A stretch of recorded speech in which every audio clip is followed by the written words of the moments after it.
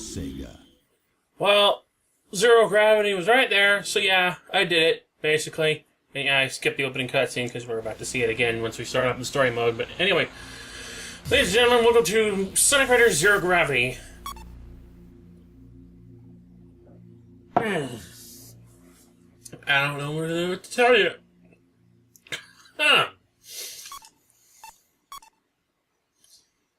Other than I'm playing the Wii version of the GameCube controller because fuck everything else. Anyway, let's get started on this. Now, I said before that I liked the first Sonic Riders more than this one. This one, incidentally, isn't that hard for story mode. It has some very basic mechanics, very basic controls. And that's all fine if you really don't care about anything else other than that.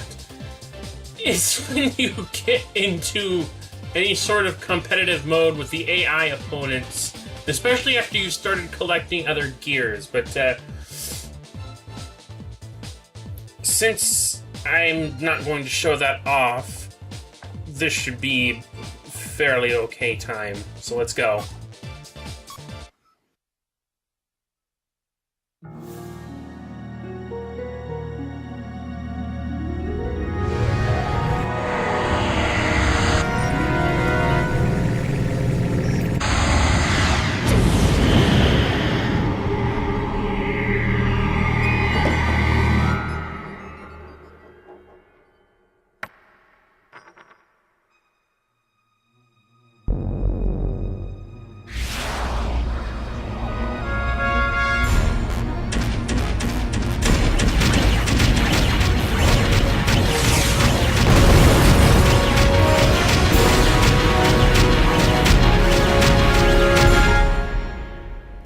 Made by the leading security company, are no longer responding to commands and are running amok all over the world. The International Security Organization, GUN, has begun to investigate the event. Mediotech has not yet issued a formal Is this the meteor that fell last night? Yeah, the sound of the impact woke me from my sleep, and I found it outside. We'll be at Megalo Station shortly. Why are you driving a car? Seriously, why are you driving a car? Sonic can run fast. You have an airplane. I mean, granted, this is futuristic technology hover car nonsense, but really, why are you driving a car? What should we do, Sonic? That elevator! Whoa!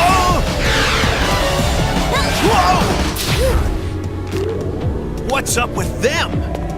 Are they the ones from the news? Watch out!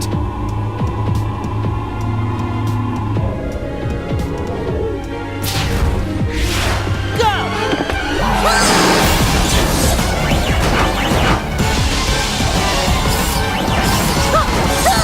Brace yourself! Not only are you in a car, but you also have your stupid hoverboards with you as well. Sonic!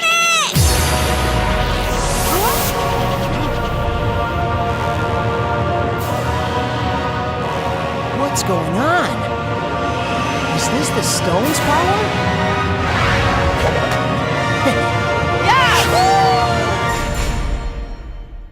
Oh boy.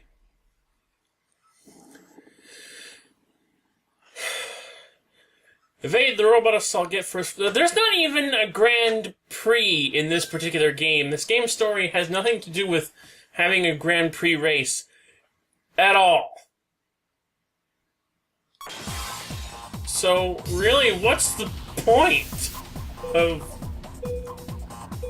having a story based around this game when there's no actual Grand Prix involved? I don't get it. But yeah, a lot of mechanics have changed between this and the last game. For one, gear change. See that nonsense up there in the top left corner that says max speed up and highlighting the Y button? If I press the Y button, it will increase that particular capability of my gear. I just waited until it had enough and you have to use rings to basically use it. Now, here's our new boost function as well, which I used a little bit too early. But yeah, you have to use gear change on your default gears in order to access their abilities. So I had to use gear change in order to access the ability to use grinding rails. And I have to collect rings to switch these particular abilities on. I just do not like that compared to how the ability was tied more so to which character you were instead of just the gear. And of course, having to swap out your gear to gain different abilities. I didn't like that. Granted, this game is easy enough, like I said, in the story mode to the point where... Dang!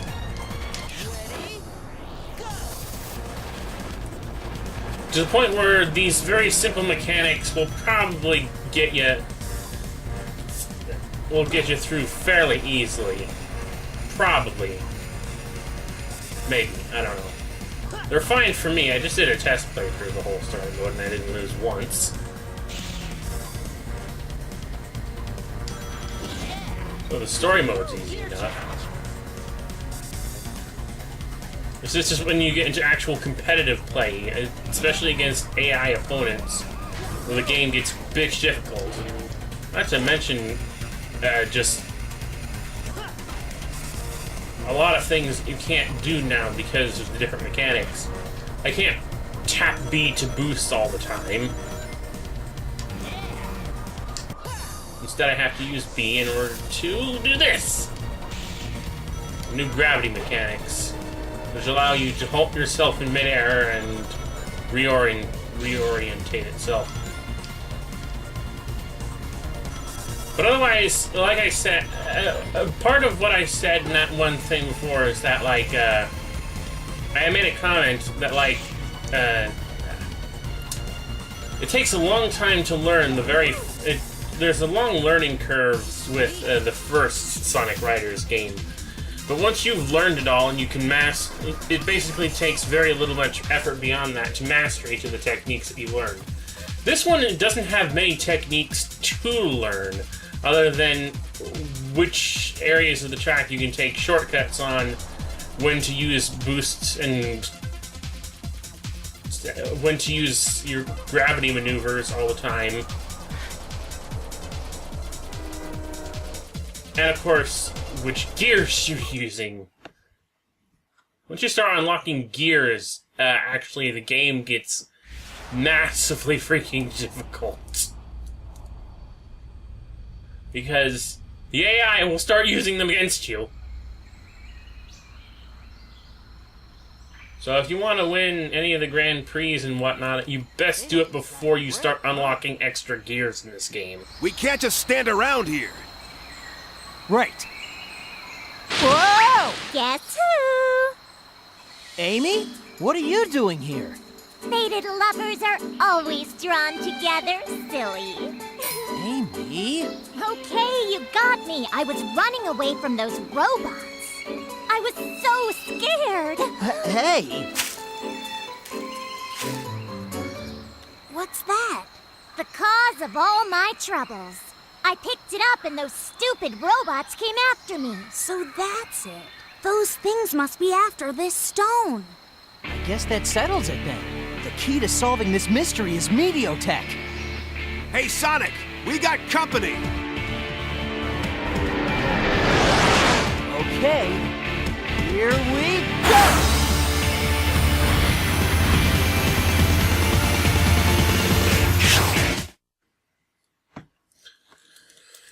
Escape the robot and get first...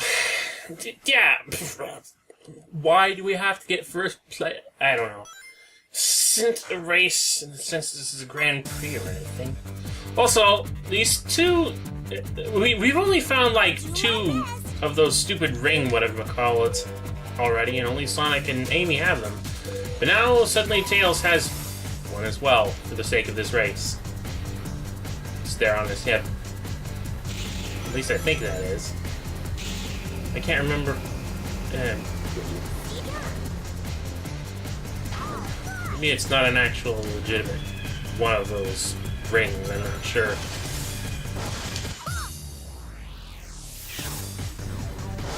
Certainly looks like it, I guess.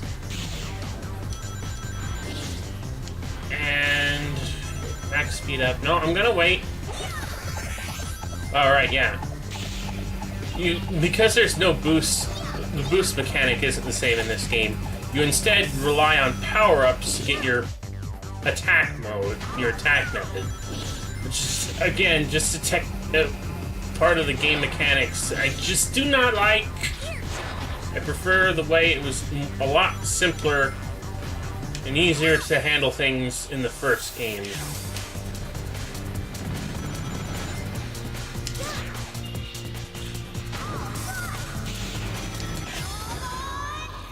Not that this game isn't fun in a sense, but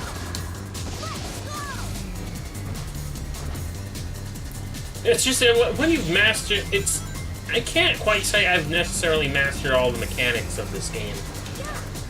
I mean, I've mastered it well enough that I completed mission mode and got the Chaos Emerald gear.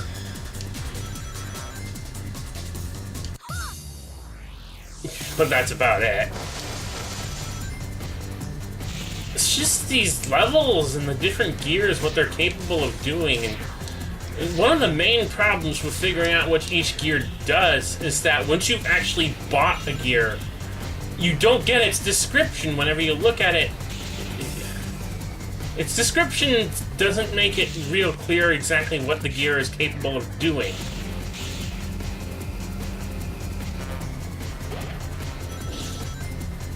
Like, I think in the previous game, the Chaos Emerald gear just basically gave Supersonic the ability, every single ability, by using it. In this game, I thought when I was looking at it going that it would have allowed Sonic to use his attack mode, Sonic to go into an indefinite attack mode once you reached a certain speed.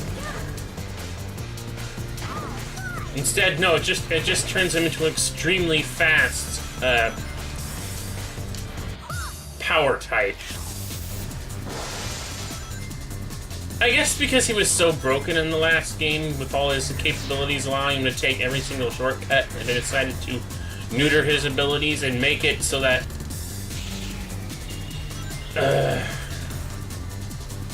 he ate through rings a lot faster the more rings he had.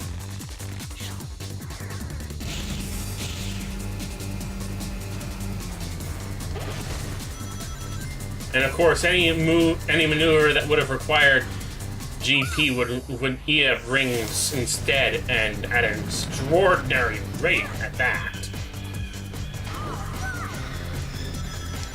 Not that I recall.